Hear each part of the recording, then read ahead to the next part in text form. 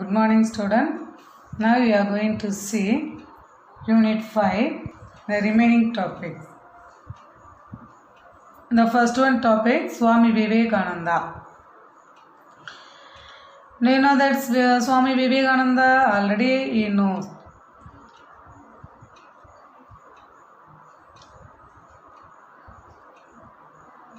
Narendranath Datta, later known as Swami Vivekananda, was the prime follower of Ramakrishna Paramahamsa. அதாவது இந்த Narendranath Datta later means என்னது முன்னாடி பின்னாளில் நரேந்திரநாத் தத்தா என்று அழைக்கப்பட்ட சுவாமி விவேகானந்தர் was the prime follower. Prime ஃபாலோவர்னா யார்? முதன்மையான சீடர். யாருடைய சீடராக இருந்தார்? இந்த Ramakrishna Paramahamsa. Then an educated youth, he was drawn to Ramakrishna's message. அப்போ அன்எஜுகேட்டட் யூத்னா என்னது? படித்த இளைஞரான இவர் he was drawnனா என்னது? இந்த இடத்துல ஈர்க்கப்பட்டார், அதாவது கவரப்பட்டார். எதனால் கவரப்பட்டார்? டு ராமகிருஷ்ணாஸ் மெசேஜ், ராமகிருஷ்ணனுடைய கருத்துக்களால் இவர் ஈர்க்கப்பட்டார் அல்லது கவரப்பட்டார். Dissatisfied with conventional philosophical position and practices. டிஸ்சாட்டிஸ்ஃபைடுனா என்னது? மனநிறைவு அற்ற, ஒரு திருப்தியற்ற முறையில் இவர் திருப்தியற்றதாக இருந்தது. ஏன் அப்படின்னா with conventional philosophical positions and practices. கன்வென்ஷனல்னா என்னது? ஒரு மரபு சார்ந்த ஒரு தத்துவ நிலைப்பாடுகள்னால இவர் என்ன பண்ணார்? டிஸ்சாட்டிஸ்ஃபைடு, ஒரு மன நிறைவு பெறாதவராக இவர் காணப்பட்டார். தென் he advocated the practical Vedanta of service to humanity and attacked the tendency to defend every institution simply because it was connected with religion. Then he advocated the practical Vedanta of service to humanity and attacked. அதாவது என்ன சொல்கிறாங்க அப்படின்னா practice, அதாவது practical அந்த நடைமுறையில் இந்த வேதாந்தம் அப்படிங்கிற என்னது? வேதாந்தா ஆஃப் சர்வீஸ் டு ஹியூமனிட்டின்னு என்னது? வேதாந்த மனித குலத்திற்கு தொண்டு செய்தல் அப்படிங்கிற ஒரு கோட்பாட்டை இவர் பரிந்துரைக்கிறார். ஹி அட்வொகேட்டட்னா எனது பரிந்துரைத்தல் அல்லது வழங்குதல் அல்லது கொடுத்தல் அப்படின்னு சொல்லுவாங்க. ஓகேயா?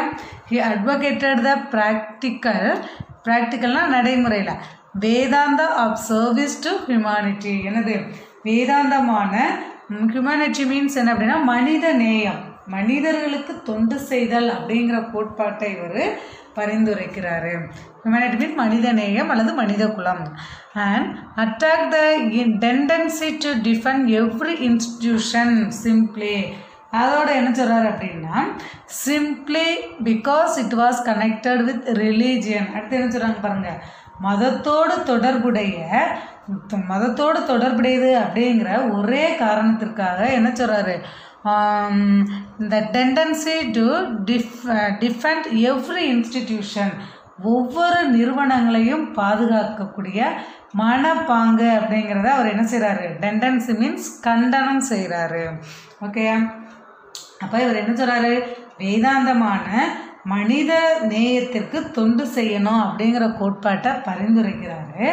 மதத்தோடு தொடர்புடைய ஒரே காரணத்திற்காக எவ்ரி இன்ஸ்டிடியூஷன், அனைத்து நிறுவனங்களையும் பாதுகாக்கணும் அப்படிங்கிறத இவர் என்ன செய்கிறாரு? டெண்டன்சி கண்டனம் செய்கிறாரு. தென் he emphasized a cultural nationalism and made a call to Indian youth to regenerate Hindu society. அப்போ he emphasized a cultural nationalism. கல்ச்சரல்னா என்ன சொல்கிறாங்க? அதாவது இவர் பண்பாட்டு தேசியத்திற்கு முக்கியத்துவம் கொடுக்குறாரு. ஓகேயா? எம்ஃபாசிஸ் மீன்ஸ் முக்கியத்துவம். எதுக்கு? Cultural nationalism. அப்போ பண்பாட்டு தேசத்திற்கு இவர் தேசியத்திற்கு முக்கியத்துவம் கொடுக்குறாரு. அப்படி முக்கியத்துவம் கொடுத்தவர் made to call to Indian youth to regenerate Hindu society. அதே போல் இந்து சமூகத்திற்கு புத்துயிர் அளிக்கணும் அப்படிங்கிறதுக்காகவும் இவர் என்ன செய்கிறாரு? இந்த இந்திய இளைஞர்களுக்கு என்ன கொடுக்குறாரு, ஒரு விடுப்பு, ஒரு அறைகூவல், கால் டு இண்டியன், அழைக்கிறார். இந்திய இளைஞர்களுக்கு வந்து என்ன பண்ணுறாரு, இந்திய இளைஞர்களுக்கு ஒரு கால் என்னது அழைக்கிறாரு. எதுக்காக, இந்து சமூகத்திற்கு புத்துயிர் ஊட்டணும் அப்படிங்கிறதுக்காக இந்திய இளைஞர்களை இவர் என்ன பண்ணுறாரு, அழைக்கிறாரு. Then his ideas breed a sense of self-confidence. இவருடைய ஐடியாஸ், இவருடைய கருத்துக்கள், இவருடைய சிந்தனைகள் அப்படிங்கிறது பொருள் உற்பத்தியில் breed a sense of self-confidence. செல்ஃப்-கான்ஃபிடென்ஸ்னால் என்னது, ஒரு தன்னம்பிக்கை among Indians who felt inferior in relation to the materialist achievements of the West. இவருடைய his ideas, இவருடைய கருத்துக்கள் அப்படிங்கிறது என்னது, breed, கருத்துக்களோ அல்லது சிந்தனைகளோ ஒரு பொருள் உற்பத்தியில் செல்ஃப் என்னது materialist achievements of the West. அப்போ இவருடைய சிந்தனைகள் அப்படிங்கிறது பொருள் உற்பத்தியில் வெஸ்ட்னா என்னது, மேலை நாடுகள், வெஸ்டர்ன் ஐடியாஸ் அப்படின்னு சொன்னோம்னா வெஸ்டர்ன் ஐடியாஸ், மேலை நாட்டு கருத்துக்கள் அப்படின்னு சொல்லும்போது அதான் வெஸ்ட். அப்போ இந்த மேலை நாடுகளுடைய சாதனைகளை கண்டு என்ன செய்கிறாங்க, ஒரு தாழ்வு மனப்பான்மை கொண்டோம். இன்ஃபீரியர்னால் எனது தாழ்வு மனப்பான்மை, சுப்பீரியர் மீன்ஸ் எனது மேலங்கியர். அப்போ இன்ஃபீரியர், இந்த தாழ்வு மனப்பான்மை கொண்டிருக்கக்கூடிய இளைஞர்களுக்கு, எந்த இளைஞர்களுக்கு, இந்திய இளைஞர்களுக்கு ஒரு தன்னம்பிக்கையை ஊட்டுவதாக அமைந்தது. இவருடைய சிந்தனைகள் மேலை நாடுகளுடைய சாதனைகளை பார்த்து தாழ்வு மனப்பான்மை கொண்டிருக்கக்கூடிய இந்திய இளைஞர்களுக்கு ஒரு தன்னம்பிக்கை, செல்ஃப் கான்ஃபிடன்ஸ், தன்னம்பிக்கை ஊட்டக்கூடியதாக காணப்பட்டது. தென் he became famous for his addresses of Hinduism at the 1893 World Congress of Religions in Chicago. அப்போ he became famous for his addressனா என்னது, சொற்பொழிவு. இவருடைய 1893 சிகாகோவில் நடைபெற்ற ஒரு மாநாட்டில் இவர் வந்து என்னது, இவர் வந்து இந்து சமயத்தை பற்றி, தத்துவத்தை பற்றி என்ன பண்ணுறாரு, சொற்பொழிவுகளை இவர் ஆற்றுறாரு. அதான் வந்து he became famous for his address on Hinduism at the 1893 World Congress of Religion in Chicago. Okay, 1893 சிகாகோவில் நடைபெற்ற ஒரு மாநாட்டில், இந்து சமய மாநாட்டில் இந்து சமயத்தை பற்றியும் பக்தியினுடைய தத்துவத்தை பற்றியும் இவர் என்ன செய்கிறாரு, அந்த மாநாட்டில் சொற்பொழிவை கொடுக்குறாரு. தென் despite his fame, he was condemned by Orthodox Hindus for suggesting that the lower caste should be followed to engage in the Hindu rituals from which they were traditionally excluded. அப்போ என்ன கொடுக்குறாங்க, despite his fame, he was condemned by Orthodox Hindus for suggesting that the lower caste should be allowed to engage in the Hindu rituals from which they were traditionally excluded. அப்போ இவர் என்ன கொடுக்குறாங்க அப்படின்னா, இந்த சமய சடங்குகள், அதாவது ரிச்சுவல்ஸ் இருக்கு இல்லையா, அப்போ இந்த இந்து சமய சடங்குகளில் கலந்துக்கிற யாருமே அதில் வந்து என்ன செய்யக்கூடாது, பங்கு கொள்ளக்கூடாது அப்படின்ட்டு ஒதுக்கி வைக்கப்பட்டிருந்த இந்த ஒடுக்கப்பட்ட மக்கள், அதான் யார், lower cost, should be allowed to engage. இப்போ இந்த சமய சடங்குகளில் யாரும் போய் கலந்துக்கிறக்கூடாது அப்படின்னு சொல்லி ஒதுக்கி வைக்கப்பட்ட அந்த மக்கள், ஒதுக்கி வைக்கப்பட்டிருந்த அந்த மக்களுக்கு சடங்குகளில் கலந்து கொள்ளணும் அப்படிங்கிறது கட்டாயம் அவங்க வந்து அனுமதிக்கப்பட வேண்டும் அப்படின்னு சொல்லி இவர் முன்மொழிகிறாரு. ஓகே, தென் விவேகானந்தாஸ்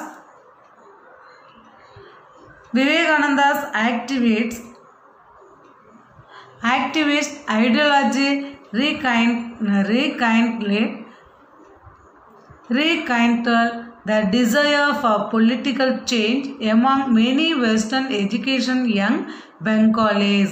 அப்போ இந்த Vivekananda's activist ideology the desire for political change among many Western education youth Bengalis. அப்போ அவர் என்ன கொடுக்குறாங்க, விவேகானந்தாஸ் ஆக்டிவிட்ஸ். அப்போ இந்த விவேகானந்தரினுடைய செயல், ஆக்டிவிட்னா என்னது, செயல்கள். இந்த விவேகானந்தருடைய செயல்கள் அப்படிங்கிறது ஒரு வெஸ்டர்ன் எஜுகேஷன், மேற்கத்திய கல்வி அப்படிங்கிறது இந்த வங்காள இளைஞர்கள்ட்ட வந்து என்னதை கொண்டு வருது அப்படின்னா ஒரு அரசியல் மாற்றத்தை கொண்டு வருது. அதான் பொலிட்டிக்கல் சேஞ்ச். அப்போ அரசியல் மாற்றத்தை கொண்டு வருது இந்த வெஸ்டர்ன் எஜுகேஷன், வெளிநாட்டு கல்வி அப்படின்றது. யங் பெங்காலிஸ்னால் யார், இளைஞர்கள். இந்த என்ன சொல்லுவாங்க, வங்காள இளைஞர்கள்ட்ட. ஓகேயா, இது வந்து ஒரு பொலிட்டிக்கல் சேஞ்ச், அரசியல் மாற்றங்களை கொண்டு வந்தது. Then many of the youths who were involved in the militant nationalist struggle during the Swadeshi movement following the partition of Bengal were inspired by Vivekananda. அதுக்கடுத்து என்ன சொல்கிறாங்க அப்படின்னா, many of the youths who were involved in the militant nationalist, பெரும்பாலான இளைஞர்கள் போய் என்ன கொடுக்குறாங்க அப்படின்னா ஆதரவு கொடுக்குறாங்க. எதுக்கு அப்படின்னா இந்த வங்க பிரிவினை, பேட்டிஷன் ஆஃப் பெங்கால் அப்படின்னா என்னது, வங்க பிரிவினை. ஓகேயா, அந்த வங்க பிரிவினை வந்து தொடர்ந்து நடைபெற்றுக்கிட்டு இருந்த சமயத்தில் வந்து அது எப்போ நடந்துச்சு அப்படின்னா 1905 நடந்திருக்கும். அந்த பேட்டிஷன் ஆஃப் பெங்கால் அப்படிங்கிறது 1905 நடந்துச்சு. அப்புறம் திருப்பி ஒன்றிணைக்கப்பட்டாங்க. 1911 வந்து திருப்பி ஒன்றிணைக்கப்பட்டாங்க. அது மாதிரி இது பல நேரங்களில் பிரிஞ்சாங்க, திருப்பி ஒன்று சேருவாங்க, அடுத்து மறுபடியும் பிரிஞ்சுட்டு இருப்பாங்க. அப்போ முதல்ல இந்த பேட்டிஷன் ஆஃப் பெங்கால், வங்காள பிரிவினை அப்படிங்கிறது எப்போ ஏற்பட்டுச்சு அப்படின்னா 1905 ஏற்பட்டுச்சு. அப்போ இந்த வங்க பிரிவினை அப்படிங்கிறது தொடர்ந்து நடைபெற்றுக்கிட்டு இருக்கும்போது இந்த சுதேசி மூமெண்ட் அப்படின்னா சுதேசி இயக்கம் அப்படிங்கிறது வந்து இளைஞர்கள் என்ன பண்ணாங்க அப்படின்னா பல இளைஞர்கள் வந்து விவேகானந்தரால் என்ன பண்ணாங்க, ஒரு இன்ஸ்பயர்டு, ஊக்கமளிக்கப்பட்டாங்க. தென் தியோசோபிக்கல் மூமெண்ட் மீன்ஸ் என்ன அப்படின்னா பிரம்மஞான இயக்கம். ஓகேயா, தியோசோபிக்கல் மூமெண்ட் மீன்ஸ் பிரம்மஞான இயக்கம். The Theosophical Society was founded by Madam H.B. Blavatsky and Colonel H.S. Olcott. Okay, இந்த தியோசோபிக்கல் சொசைட்டி, அதாவது இந்த பிரம்ம ஞான இயக்கம் அப்படிங்கிறது யாரால் துவங்கப்பட்டது முதல்ல அப்படின்னா மேடம் ஹெச்பி பிளாவட்ஸ்கி அவங்களாலையும், அடுத்து வந்து யார் அப்படின்னா கர்னல், நம்மளுக்கு வந்து கொலோனல் அப்படின்னு இருக்கும், அவங்களுடைய உண்மையான பேர் என்ன அப்படின்னா கர்னல் அப்படின்னு சொல்லுவாங்க. ஓகே, நம்மளுக்கு கொலோனல் அப்படின்னு கொடுத்துருக்காங்க. கொலோனல் H.S. Olcott அப்படிங்கிறவராலையும் தொடங்கப்பட்டது. Then founded in the USA in 1875. முதல்ல அது எங்கே தொடங்கப்பட்டிருக்காங்க அப்படின்னா இந்த பிரம்மஞான சபை அப்படிங்கிறது எங்கே, யூஎஸ்ஏன்னா என்னது, அமெரிக்காவில் தான் முதல்ல 1875 தொடங்கியிருக்காங்க.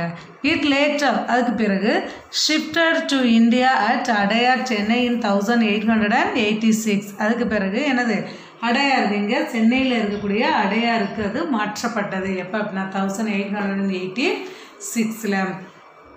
தென் Theosophical Society stimulated a study of the Hindu classics, especially the Upanishad and the Bhagavad Gita. அப்போ இந்த பிரம்மஞான சபை அப்படிங்கிறது ஸ்டடி ஆஃப் ஹிந்து கிளாசிக்னா என்ன சொல்கிறாங்க, இந்த பிரம்மஞான சபை அப்படிங்கிறது இந்து கிளாசிக்கல் மீன்ஸ் எனது செவ்வியல் நூல்களை, குறிப்பாக இந்த இந்துக்களுடைய செவ்வியல் நூல்களை பற்றியதாக காணப்படுகின்றது. எஸ்பெஷலி குறிப்பாக என்ன அப்படின்னா இந்த உபனிஷாட் அண்ட் த பகவத்கீதா, உபநிடதங்களும் பகவத்கீதையும் பற்றி இதை ஒரு உற்சாகமூட்டியது. Then the Theosophical Society also played an important role in the revival of Buddhism in India. அதாவது இந்தியாவில் புத்திசம்னு எனக்கு பௌத்த சமயம் அப்படின்னு சொல்லுவோம். ஓகேயா, இந்த பௌத்த சமயம் வந்து இந்தியாவில் புத்துயிர் பெற்றதுக்கு ஒரு முக்கிய காரணமாக இருந்தது என்ன அப்படின்னா இந்த theosophical theosophical movement in the Brahmajnana Sabha. Then Western interest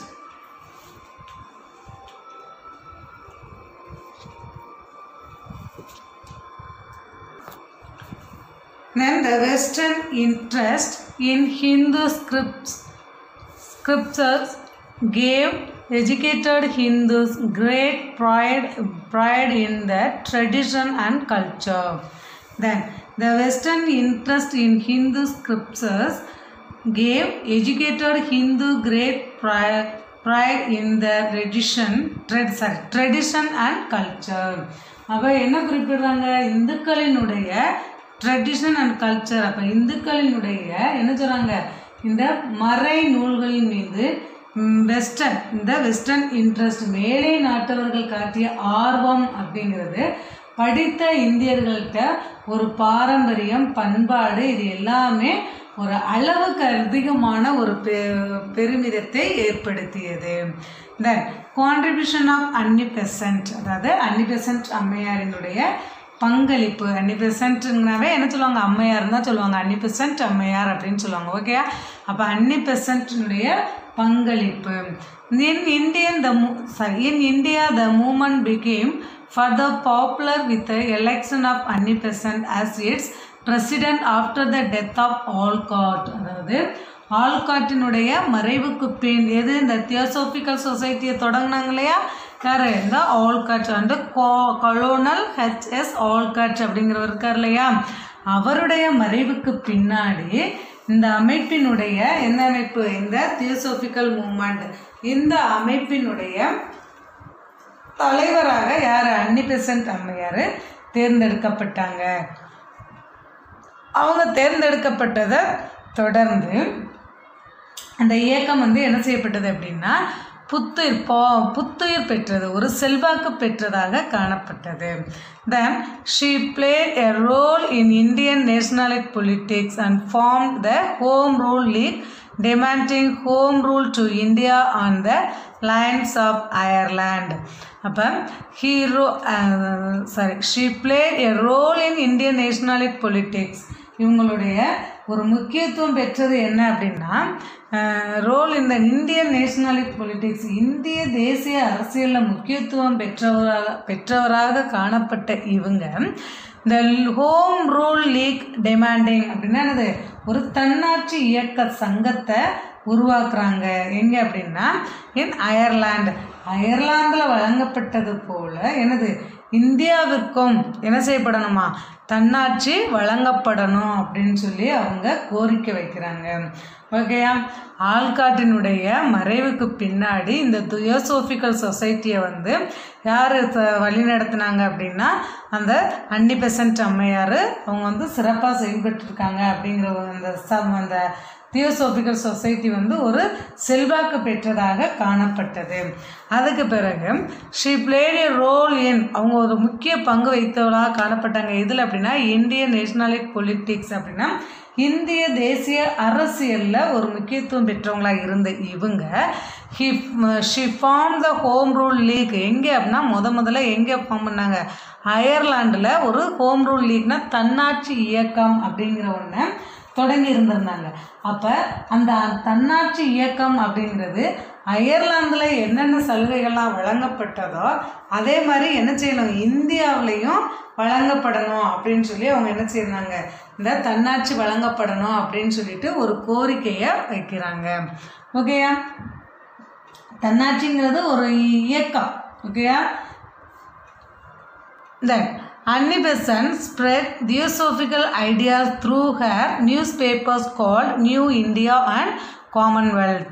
அப்போ காமன்வெல்த். அப்போ இவங்க என்ன கொடுத்தாங்க அப்படின்னா, இந்த அன்னி பெசன்ட் வந்து இந்த பிரமையான கருத்துக்கள் எல்லாம் எதன் மூலம் பரப்புகிறாங்க அப்படின்னா தன்னுடைய நியூஸ் பேப்பர் பத்திரிகைகள் மூலம். என்ன பத்திரிகை அப்படின்னா நியூ இந்தியா காமன்வெல்த் அப்படிங்கிற அந்த நியூஸ் பேப்பர் மூலம் தன்னுடைய கருத்துக்களை எல்லாம் பரப்புகிறாங்க. Then next one anti caste movement. Anti caste movement means என்ன அப்படின்னா ஜாதி எதிர்ப்பு இயக்கங்கள். அதில் ஃபர்ஸ்ட் ஒன் ஜாதி எதிர்ப்பு இயக்கத்தில் யார் ஃபர்ஸ்ட் வராங்க அப்படின்னா ஜோதிபா பூலே அப்படிங்கிறவர் வர்றாங்க. Okay, Jyotiba Govindtharo Phule was born in 1827 in Maharashtra. அப்போ இந்த ஜோதிபா புலே அவங்களுடைய ஃபுல் நேம் என்ன அப்படின்னா ஜோதிபா ஜோதிபா வந்து என்னது ஜோதிபா கோவிந்த்ரோ புலே அவருடைய பேர் ஜோதிபா கோவிந்த்ரோ புலே அப்படிங்கிற அவருடைய பேர். ஓகேயா, அவங்க எங்கே பிறந்தாங்க 1827 இன் மகாராஷ்டிரா he was born.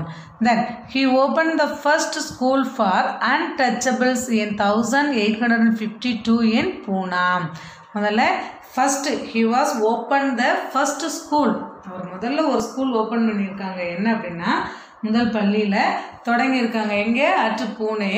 யாருக்கும் அப்படின்னு பார்த்தோம்னா அன்டச்சபிள்ஸ்னால் என்னது ஒடுக்கப்பட்டோருக்கான, அதாவது தீண்டாதகாதவருக்கான அப்படின்னு சொல்லுவாங்க. ஓகே, அதான் ஒடுக்கப்பட்டோருக்காக. when 1852 then he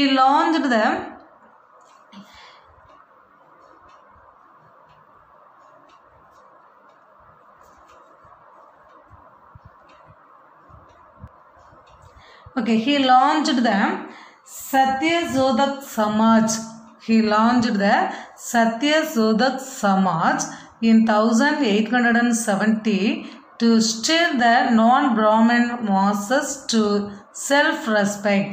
அப்போ he launched என்னது, அவர் வந்து ஒரு அமைப்பை தொடங்குறாரு. என்ன அமைப்பு அப்படின்னா சத்யசோதக் சமாஜ். அதாவது என்ன இருக்கு, இன்னொரு பேர் இருக்குது. என்ன அப்படின்னா ட்ரூத் சீக்கர் சொசைட்டி அப்படின்னா எனது உண்மையை நாடுவோர் சங்கம். அதுக்கு பேர் உண்மையை நாடுவோர் சங்கம். அந்த இதை வந்து 1870 வந்து இவர் தொடங்குறாரு. எதற்காக இவர் தொடங்கினார் அப்படின்னா பிராமணர் அல்லாத மக்கள், அதான் என்ன கொடுக்குறாங்க நான் பிராமன் மாசஸ். இந்த மாசஸ் மீன்ஸ் என்ன அப்படின்னா பீப்புள், மக்கள். ஓகேயா, அப்போ இந்த பிராமணர் அல்லாத மக்கள் வந்து எப்படி திகழணும் அப்படின்னா செல்ஃப் ரெஸ்பெக்ட்,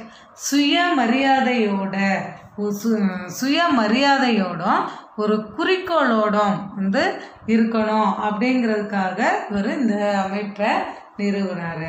இதை சத்யசோதக் சமாஜ் அப்படிங்கிற அமைப்பை இவர் நிறுவனார். தென்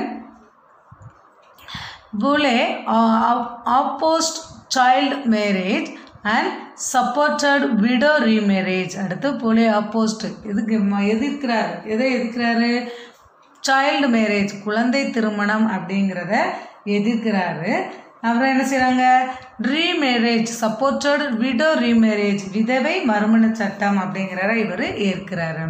தென் Jyotiba and his wife Savitribai Phule devoted their lives for the uplift of the depressed classes and women. அப்போ Jyotiba and his wife Savitri devoted என்ன செய்கிறாங்க, இந்த ஜோதிபாவும் அவருடைய மனைவி சாவித்ரியும் தங்களுடைய வாழ்க்கையை அர்ப்பணிக்கிறாங்க. யாருக்காக அர்ப்பணிக்கிறாங்க, uplift of the depressed classes and women. uplift of the depressed classes அப்படின்னா யார் அப்படின்னா ஒடுக்கப்பட்ட மக்களுக்காகவும் பெண்களினுடைய அப்லிஃப்ட் முன்னேற்றத்திற்காகவும் தங்களுடைய வாழ்க்கையவே அவங்க அர்ப்பணிக்கிறாங்க. தென் ஜோதிபா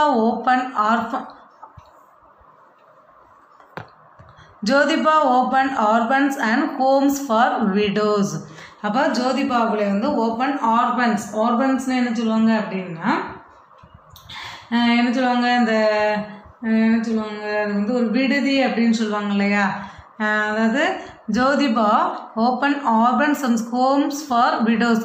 ஓகே, அந்த ஆர்பன்ஸுங்கிறது என்ன சொல்லுவாங்க அப்படின்னா என்ன சொல்லுவாங்க, அந்த அநாத குழந்தைய, பெற்றோர் இல்லாத அநாத குழந்தைகள் அப்படின்னு சொல்லுவோம் இல்லையா அவங்கள. அப்போ அந்த என்ன சொல்ற அம்மா அப்பா இல்லாத அந்த குழந்தைகளுக்கான ஒரு விடுதியையும், அடுத்து ஹோம்ஸ் ஃபார் விடோஸ் இந்த விதவைகள் அப்படிங்கிறவங்களுக்கான காப்பகம். ஹோம் மீன்ஸ் என்ன அப்படின்னா காப்பகம். ஓகேயா, அப்போ அப்பா அம்மா இல்லாத குழந்தைகளுக்கான ஒரு விடுதியையும் விதவைகளுக்கான ஒரு காப்பகத்தையும் இவர் உருவாக்குனார். தென் his work குலாம் கிரி then his work Gulamgiri, அதாவது ஸ்லேவரினா என்னது அடிமை அப்படின்னு சொல்லுவாங்க, is an important text that summarized many of his radical ideas. அப்போ his workனு என்ன சொல்லுவாங்க, நூல், அவருடைய நூல், அவர் எழுதப்பட்ட நூல், அதுக்கு பேர் தான் என்ன அப்படின்னா குலாம்கிரி அப்படின்னு சொல்கிறது. ஓகேயா, இது என்னதை விளக்கி காட்டுது அப்படின்னா அவருடைய தீவிர கருத்துக்களை வந்து ரேடிக்கல் ஐடியாஸ்னால் அது தீவிர கருத்துக்களை வந்து இது சம்மரைஸ் சுருக்கமாக விளக்கி காட்டக்கூடியதான் இந்த புத்தகம் குலாம்கிரி அப்படிங்கிற அந்த புக்கு. இவருடைய கருத்துக்களை எல்லாம் சுருக்கமாக விளக்கி காட்டக்கூடிய ஒரு புக்கு அவர் எழுதியிருக்காருன்னா குலாம்கிரி. இந்த நெக்ஸ்ட் ஒன் நாராயணகுரு.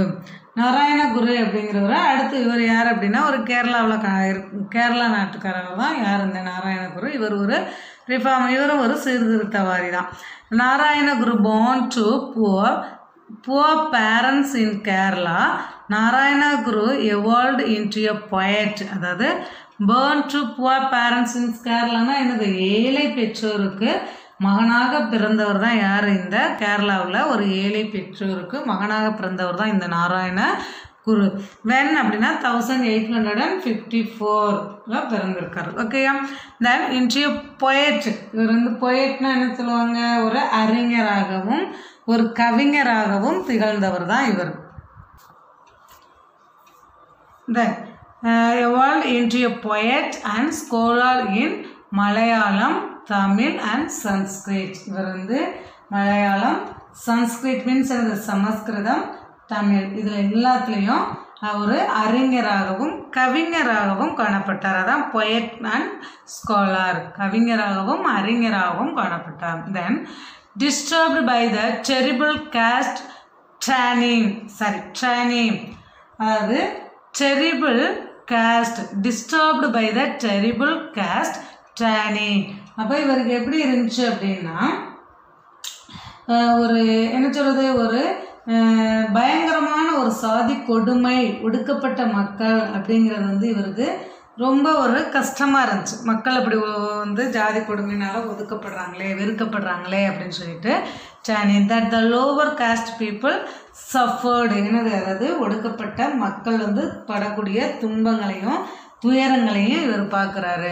பார்த்து என்ன சொல்கிறாரு, he dedicated his whole life for the betterment of the oppressed. அப்போ இப்படிலாம் பயங்கரமான ஜாதி கொடுமைனாலும் என்ன செய்கிறாங்க, ஒடுக்கப்பட்ட மக்கள் படக்கூடிய இந்த துன்பங்களையும் கண்டு இவர் என்ன பண்ணுறாரு, மன கலங்குறாரு. அப்படி கலங்கினதுனால இவர் என்ன செஞ்சார், தன்னுடைய வாழ்க்கை முழுவதையுமே என்ன செய்கிறாரு, இந்த அப்ரஸ்ட், இந்த ஒடுக்கப்பட்ட மக்களுக்காக டெடிகேட்டட், அர்ப்பணிக்கிறாரு. Then he set up the Sri Narayana Dharma Paripalana யோகம், an organization to work for the uplift of the depressed classes. அதுக்கு பிறகு அவர் என்ன பண்ணார் அப்படின்னா அவங்களுடைய அந்த மக்களுடைய டிப்ரெஸ்ட் கிளாஸுடைய அப்லிப்ட், மேன்மைப்படுத்துறதுக்காக, இந்த ஒடுக்கப்பட்ட மக்களை வந்து மேன்மைப்படுத்துறதுக்காக இவர் என்ன பண்ணார் அப்படின்னா நாராயண தர்ம பரிபாலன யோகம் அப்படிங்கிற ஒரு இயக்கத்தை, ஒரு அமைப்பை வந்து இவர் தொடங்குறாரு. ஆர்கனைசேஷனா இது ஒரு அமைப்பு, ஸ்ரீ நாராயண தர்ம பரிபாலன யோகம் அப்படிங்கிற ஒரு அமைப்பை இவர் தொடங்கினார். தென் he established a grand temple at Arivipuram and dedicated it to all. He established a great temple. Great temple அது ஒரு மிகப்பெரிய கோவிலை இவர் உருவாக்குறாரு. எங்கே அப்படின்னா அருவிபுரம், அட் அருவிபுரம். அப்போ அறிவுபுரம், இந்த அறிவுபுரம் அப்படிங்கிற ஒரு இடத்துல வந்து ஒரு மிகப்பெரிய கோவிலை வந்து இவர் உருவாக்குறாரு. அந்த உருவாக்கி என்ன பண்ணுறாரு அப்படின்னா அந்த கோவிலை வந்து டெடிகேட்டட் டு ஆல் அப்படின்னா என்னது, அங்கே இருக்கக்கூடிய அனைவருக்காகவும் அவர் என்ன பண்ணார், இந்த கோவிலை அர்ப்பணித்தார். இவர் அந்த அருவிபுரம் அப்படிங்கிற ஒரு ஊரில் ஒரு கோயிலை கட்டி அந்த கோயிலை வந்து எல்லா மக்களுக்கும் அந்த கோயில் வந்து சமம் அப்படிங்கிற முறையில் இவர் அர்ப்பணிக்கிறாரு. Then thinkers and writers such as Kumaran Asan and thinkers and Kumaran Asan and doctor பால்ப். அதான் என்ன சொல்கிறாங்க, thinkers and writers such as Kumaran, Asan and Dr. Balb were influenced by his ideas and carried forward the movement. அப்போ thinkers and writersனால் யாருன்னு குறிக்கிறாங்க? சிந்தனையாளர்களும் கவிஞர்களும். சிந்தனையாளர்களாகவும் கவிஞர்களாகவும் காணப்பட்டவங்க யார் அப்படின்னா இந்த குமாரன், ஆசான் and doctor Palpu. இவங்க என்ன பண்ணாங்க அப்படின்னா இவருடைய இந்த நாராயண குருவினுடைய சிந்தனைகளால் ஈர்க்கப்பட்டு இவங்க என்ன பண்ணாங்க, அவருடைய அந்த இயக்கத்திற்கு ஒரு என்ன சொல்லுவாங்க, அவருடைய இயக்கத்தில் ஒரு முன்னோடியாக அவங்க ஃபார்வேர்டுன்னு என்னது ஒரு முன்னெடுத்து செயல்பட்டாங்க. அவருடைய இயக்கத்தில் கேரிடு ஃபார்வேர்டு தான் மூவ்மெண்ட். அந்த இயக்கத்தில் அவங்க முன்னெடுத்து செயல்படக்கூடியவங்களாக காணப்பட்டாங்க. யார் அப்படின்னா Kumaran, Asan and doctor Palpu. Then Ayyankali. Ayyankali was born in 1863 at Venkanur in Thiruvananthapuram, then in the princely state of Chwangur. அப்போ இந்த ஐயன்காளி அப்படிங்கிறவங்க வாஸ் born in எங்கே பிறந்திருக்காங்க 1863ல் வெங்கானூர் இன் திருவனந்தபுரம். திருவனந்தபுரத்தில் இருக்கக்கூடிய வெங்கனூர் அப்படிங்கிற ஊரில் தான் இவங்க பிறந்திருக்காங்க. அப்போ அந்த பகுதி வந்து அப்போ திருவாதங்கூர் அரசரால் அவங்க பிறந்தப்ப அந்த பகுதி வந்து திருவாங்கூரினுடைய அரசனுடைய ஆட்சி பகுதியாக அது காணப்பட்டது. அதுதான் பிரின்ஸ்லினா அரசர். ஓகே, திருவாங்கூரினுடைய அரசரினுடைய ஆட்சி பகுதியாக அது காணப்பட்டது. தென் the discrimination he faced as a child turned him into a leader of an anti-caste movement and who later fought for basic rights including access to public spaces and entry to schools. அப்போ இவர் என்ன பண்ணாங்க அப்படின்னா இவங்க வந்து ஒரு childhood, ஒரு குழந்தையாக சைல்ட் டர்ன்னா என்னது, இவங்க வந்து ஒரு குழந்தையாக இருக்கும்போது அவங்க வந்து நிறைய சந்திச்சிருக்காங்க. எதை? ஜாதி பாகுபாடு அப்படிங்கிறத இவங்க வந்து பார்த்துருக்காங்க. அப்போ பார்த்ததுனால அவங்க என்ன ஆயிடுச்சு அப்படின்னா ஒரு சாதி பாகுபாட்டினுடைய தலைவராக இவரை மாற்றிடுச்சு. என்ன, அதாவது இவர் சின்ன பிள்ளையாக இருக்கும்போது மற்றவங்க எப்படி ஜாதி பாகுபாடு பார்க்குறாங்க அப்படின்னு சொல்லி இவருடைய மனசில் இது பதிஞ்சிருச்சு. அப்போ பதிஞ்சதுக்கு பிறகு இவர் என்ன பண்ணார் அப்படின்னா anti caste movement, leader of an anti caste movement அப்படின்னா இந்த ஜாதி மறுப்பு இயக்கத்தினுடைய தலைவராக இவரே மாறிட்டார். ஓகே, தலைவராக இவர் மாறி பின்னாடி இவர் என்ன பண்ணார் அப்படின்னா including access to public spaces அப்படின்னா அது பொது இடங்களுக்கு செல்லுதல், பள்ளிக்கு செல்லுதல், இந்த மாதிரியான உரிமைகளுக்காக இவர் என்ன பண்ணார், போராடினார். லேட்டர் ஃபவுட், இவர் போராடினார். ஓகேயா, அதாவது ஐயன்காளி அப்படிங்கிறவங்க திருவனந்தபுரத்தில் உள்ள வெங்கனூர் அப்படிங்கிற இடத்துல பிறந்தாங்க. அப்போ இவர் பிறந்தப்போ அந்த பகுதி வந்து யார், சிவாங்கூர் அரசரினுடைய ஒரு ஆட்சி பகுதியாக அது காணப்பட்டது. தென் இவங்க ஐயன்காளி வந்து சிறு வயசில் இருக்கும் பொழுது இந்த ஜாதி பாகுபாடு அப்படிங்கிறத வந்து இவங்க மனசில் ரொம்ப ஆழமாக பதிஞ்சிருச்சு. அதனால் அவங்க என்ன பண்ணாங்க, anti caste movement, leader of an anti caste movement, ஜாதி மறுப்பு இயக்கத்தினுடைய தலைவராக இவங்க அதை மாறிட்டாங்க. அப்படி மாறி என்ன பண்ணாங்க அப்படின்னா அப்போ இவங்க ஜாதி பாகுபாடு இயக்கத்தின் தலைவராக இவங்க மாறி இந்த பொது இடங்களுக்கு மக்கள் செல்லணும், பள்ளிகளுக்கும் இந்த மக்கள் போகணும் அப்படிங்கிற உரிமைகளுக்காக என்ன பண்ணாங்க, இவங்க போராடினாங்க. தென் inspired by Sri Narayana Guru, Ayyankali founded the Sadhu Jana Paribalana Sangam, the Association for the Protection of the Poor in 1907. அப்போ inspired by Sri Narayana Guru Ayyankali. அப்போ அவங்க என்ன பண்ணாங்க அப்படின்னா இந்த ஸ்ரீ நாராயண குருவால் இன்ஸ்பயர்டு ஊக்குவிக்கப்பட்ட இந்த ஐயன்காளி வந்து 1907 ஜாது ஜன பரிபாலன சங்கம் அப்படிங்கிற ஒன்றை தொடங்கினாங்க. ஓகே, சாது ஜன பரிபாலன சங்கம் அப்படிங்கிற ஒன்றை இவங்க தொடங்கினாங்க. அது யாருக்காக தொடங்கினாங்க அப்படின்னா இந்த ஏழை மக்களினுடைய பாதுகாப்பு சங்கம். அது வந்து ஏழை மக்களினுடைய பாதுகாப்பு சங்கமாக அது காணப்பட்டது.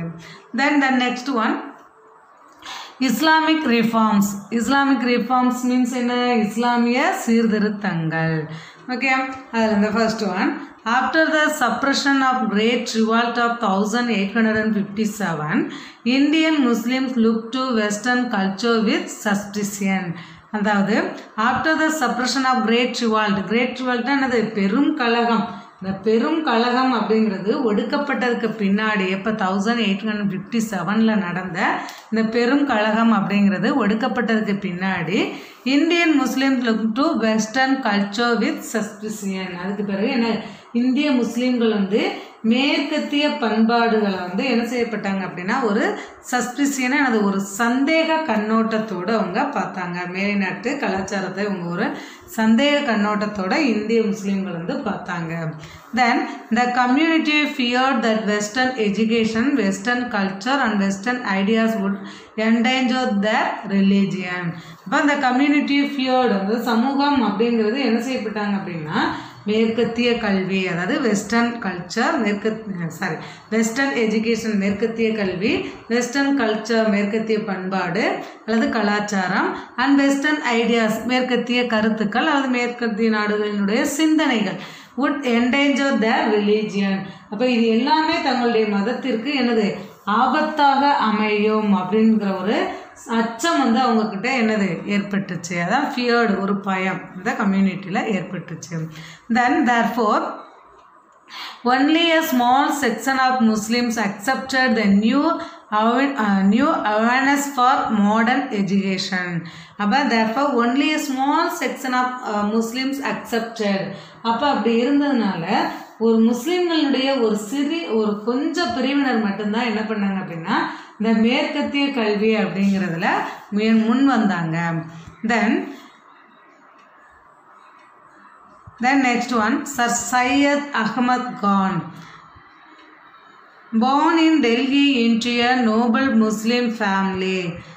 அப்போ born in Delhi, அதாவது இந்த சர் சையத் அகமது கான் அப்படிங்கிறவர் டெல்லியில் ஒரு உயர்ந்த குடும்பத்தில், அதாவது உயர்குடி முஸ்லீம் குடும்பத்தில் பிறந்தவர். Delhi born into a noble Muslim family, அது ஒரு உயர்ந்த முஸ்லீம்களுடைய உயர்ந்த குடும்பத்தில் பிறந்தவர் தான் யார்? இந்த சர் சையத் அகமது கான்.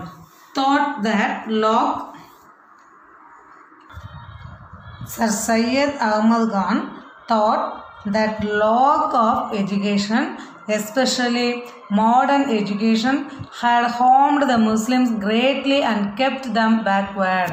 அப்போ இவர் என்ன பண்ணாங்க அப்படின்னா இந்த சர் சையத் அகமது கான் வந்து குறிப்பாக ஒரு மாடர்ன் எஜுகேஷன், அதாவது நவீன கல்வி அறிவிய இஸ்லாமியர்களுக்கு வந்து என்ன செய்யப்பட்டது? ஒரு பெரும் தீமையை விளைவித்தது அப்படின்னு சொல்லி இவர் என்ன பண்ணார்?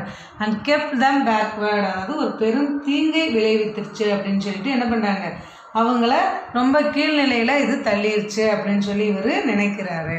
அதாவது இந்த மாடர்ன் எஜுகேஷன், நவீன கல்வி அப்படிங்கிறது வந்து இந்த நவீன கல்வியறிஞனை தான் வந்து இந்த இஸ்லாமியர்களுக்கு ஒரு தீங்கை விளைவிச்சிருச்சு, அது மட்டும் இல்லாமல் இஸ்லாமியர்களை கீழ்நிலைக்கு தள்ளியது அப்படின்னு சொல்லிட்டு இவர் நினைக்கிறாரு.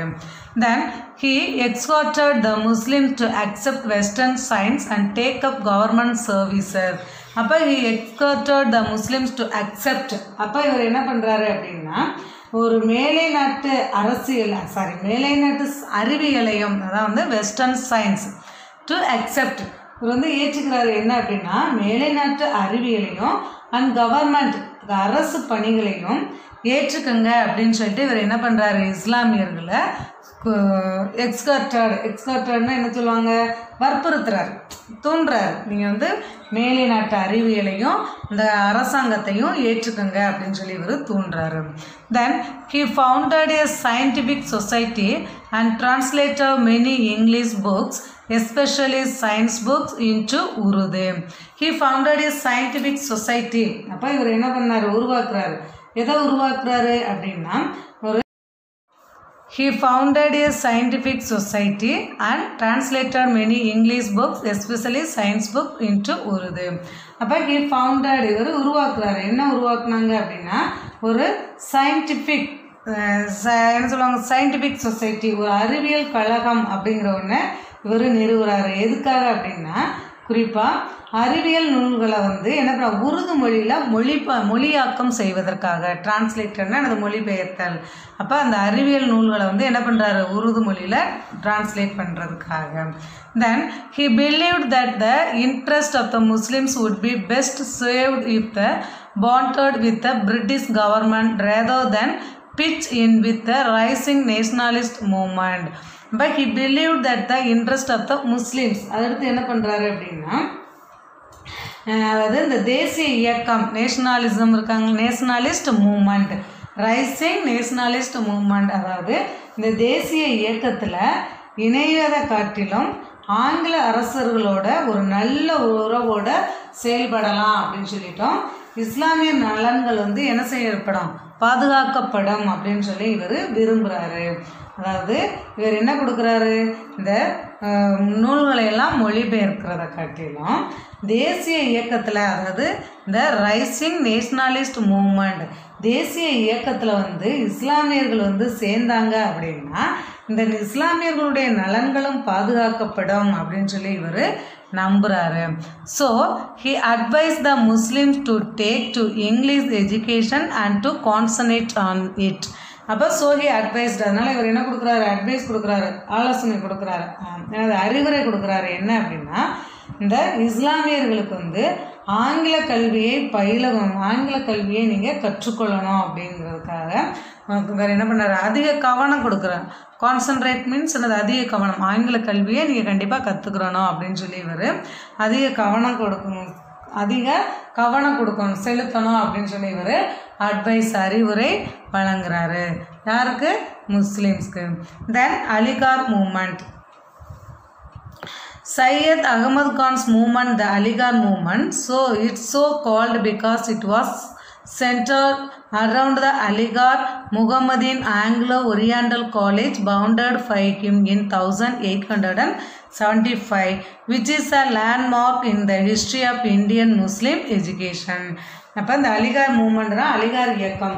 இந்த அலிகார் இயக்கம் அப்படிங்கிறது சர் சையத் அகமது கான் வந்து 1875 அலிகார் அப்படிங்கிற அந்த நகரத்தில் சிட்டியில் அலிகார் நகரத்தில் வந்து முகமதிய ஆங்கிலோ ஓரியண்டல் காலேஜை வந்து என்ன பண்ணுறாரு தொடங்குறாரு. அது வந்து அப்படி தொடங்கப்பட்ட அந்த ஆங்கிலோ ஓரியண்டல் காலேஜ் வந்து அலிகார் மூமெண்ட் அதாவது அலிகார் இயக்கம் என்று அழைக்கப்பட்ட அவரது இயக்கம் வந்து கல்லூரியை மையப்படுத்தி நடைபெற்றதால் அப்பெயர் வந்து அதுக்கு வழங்கப்பட்டது. கல்லூரியை மையப்படுத்தி வழங்கப்பட்டதுனால இந்த அலிகார் மூமெண்ட் இயக்கமானது கல்லூரியை மையப்படுத்தி வழங்கப்பட்டதுனால அதுக்கு அந்த பெயர் சூட்டப்பட்டது.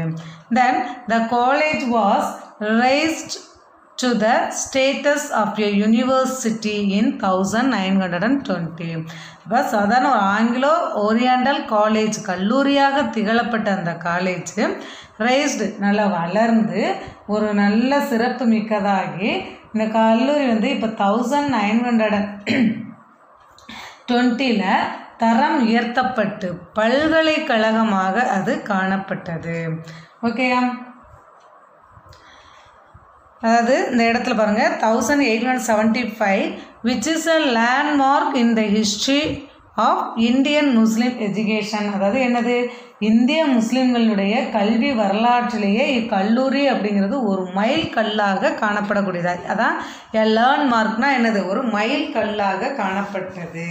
ஓகே. அடுத்ததான் ஒரு கல்லூரியாக திகழப்பட்ட இந்த காலேஜ் வந்து வளர்ச்சி அடையப்பட்டு ஒரு யூனிவர்சிட்டி இன் 1920 ஒரு பல்கலைக்கழகமாக அது உயர்த்தப்பட்டது.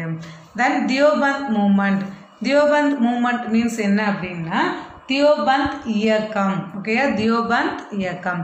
Deoband was a revivalised movement organised by the orthodox Muslim Ulema.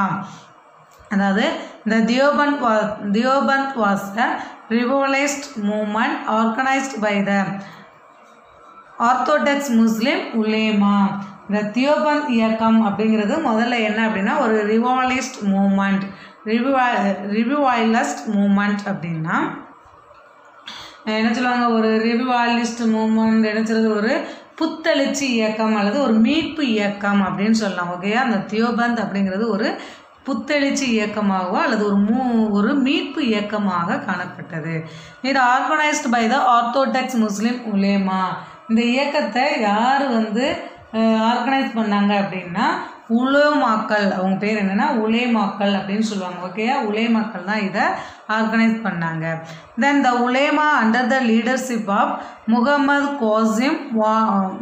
Kasim வானச்சாவே and Rashid Ahmad Gangohi founded the school at Deoband in the Saharanpur district of the UP in 1866. அப்போ அந்த உலேமா under the leadership of Muhammad. அப்போ அந்த உலேமாக்கள் முகமது குவாசிம் நானோதவி வானோ அப்படின்னா அவங்க பேர் நோனோதவி.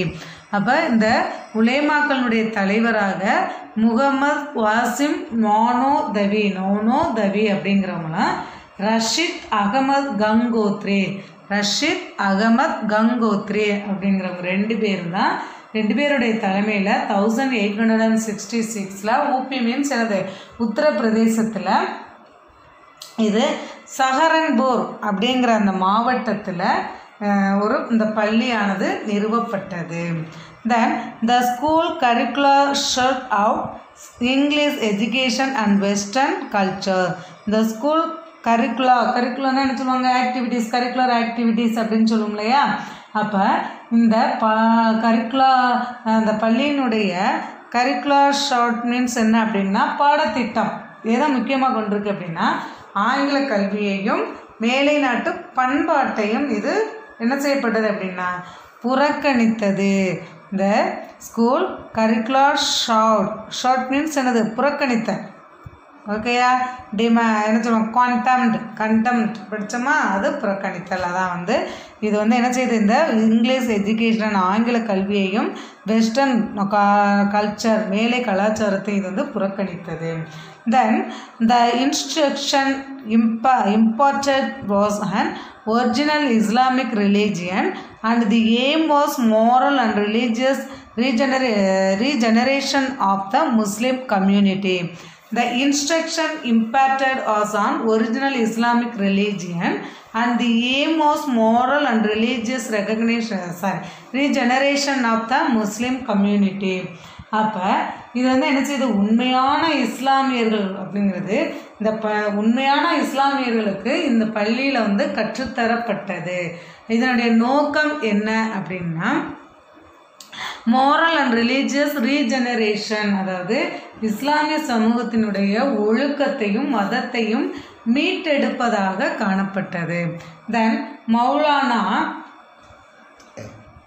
Maulana Mohammad ul Hasan became the new Deoband leader. அடுத்து இந்த தியோபந்தினுடைய புதிய தலைவராக மௌலானா முகமது உல் ஹசன் அப்படிங்கிறவர் நியமிக்கப்பட்டார். தென் ஜமைத் உல்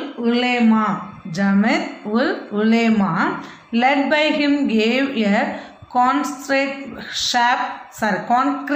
shape to Hassan's ideas of protection of the religious and political rights of the Muslims in the overall context of Indian unity.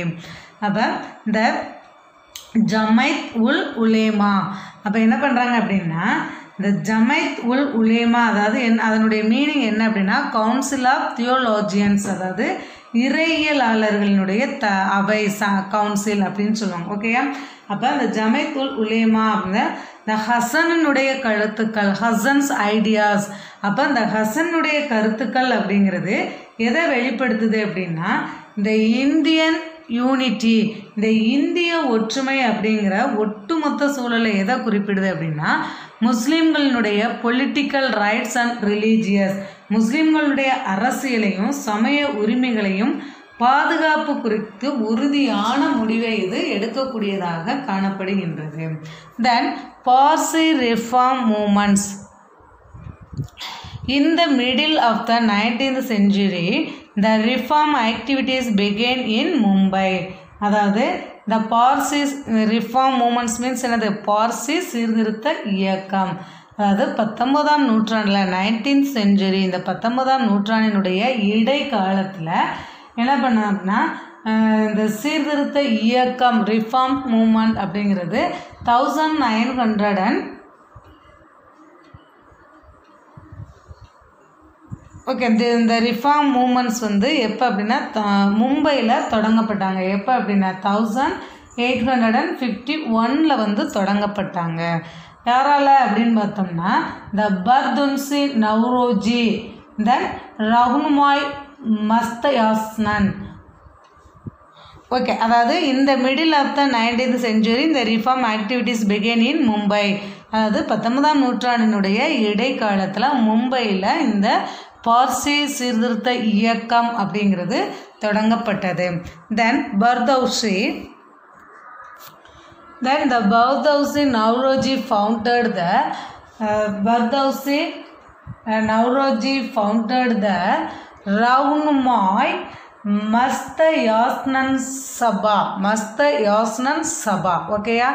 The பர்தௌசி Nowroji founded த ரவுன்மாய் மஸ்தயாஸ்னன் சபா அப்படிங்கிற ஒரு அமைப்பை என்ன பண்ணாங்க? 1851 தொடங்கினாங்க. அந்த ரவுன்மாய் மஸ்தயாஸ்னன் சபா அப்படிங்கிறதுக்கு பேர் என்ன? Parsis reform society. அதாவது பார்சிகளினுடைய சீர்திருத்த சங்கம் அப்படின்னு சொல்லி அழைக்கக்கூடியதான் அது. ஓகே.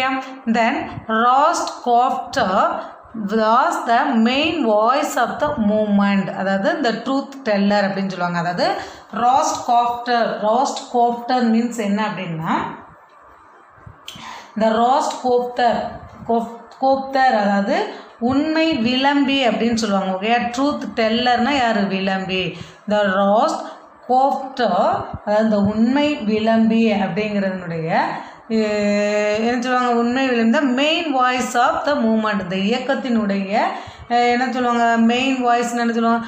முக்கியமான தாரக மந்திரம் அப்படின்னு சொல்லுவாங்க அதுக்கு. ஓகேயா? அந்த இயக்கத்தினுடைய தாரக மந்திரமாக இருந்தது என்ன அப்படின்னா இந்த ராஸ்ட் கோப்டர் அதாவது ட்ரூத் டெல்லர் உண்மை விளம்பி அப்படிங்கிறது அந்த அமைப்பினுடைய முக்கியமான எனது ஒரு நோக்கம். தென் the next one Berramsey Mulberry organized a campaign for legislation against the practice of child marriage. அப்போ இந்த பெர்ரம்சி மல்பாரி அப்படிங்கிறவங்க வந்து என்ன பண்ணுறாங்க அப்படின்னா இந்த சைல்டு மேரேஜ் குழந்தை திருமணம் அப்படிங்கிறத வந்து என்ன செய்கிறாங்க? அந்த குழந்தை திருமணம் அப்படிங்கிறது வந்து ஒரு பழக்கத்திற்கு எதிரான சட்டம் கொண்டு வரணும் அப்படின்னு சொல்லி என்ன செய்கிறாங்க? ஒரு மூமெண்ட் ஒரு இயக்கத்தை அவங்க நடத்துகிறாங்க. இந்த பெர்ரசி மல்பாரி வந்து யார் அப்படின்னு பார்த்தோம்னா அவங்க வந்து இந்த பார்சியா பாம்பே சொசைட்டி அதாவது பாம்பேயில் இருக்கக்கூடிய இந்த பார்சி சமுதாயத்தை சேர்ந்தவங்க தான் யார் அப்படின்னா இந்த பெர்ரம்சி மல்பாரி அப்படிங்கிறவங்க. ஓகேயா? அவங்க வந்து என்ன செய்கிறாங்க? இந்த குழந்தை திருமணத்திற்கு எதிரான ஒரு சட்டத்தை வந்து இயற்றப்படணும் அப்படின்னு சொல்லி என்ன செய்கிறாங்க? ஒரு இயக்கத்தை நடத்துகிறாங்க. Then the community produced many leaders சர்ச் அஸ் அந்த கம்யூனிட்டி வந்து என்ன செய்கிறாங்க? பல தலைவர்களை வந்து உருவாக்குனாங்க. யார் அப்படின்னா Pherozeshah Mehta and Dinshaw Wacha. Okay. Pherozeshah Mehta and Dinshaw Wacha அப்படிங்கிற ரெண்டு தலைவர்களை வந்து இவங்க உருவாக்குனாங்க. Who played a big role in the early Congress. அவங்க ரெண்டு பேரும் யார் அப்படின்னா தொடக்க காலத்தில் காங்கிரஸில் ஒரு முக்கிய பங்காளராக பணியாற்றியவங்க தான் யார்? இந்த பெரோஷா மேத்தா அண்ட் தீன்ஷா வாச்சா அப்படிங்கிறவங்க ரெண்டு பேரும். Okay. Thank you my dear students. we will see the next class.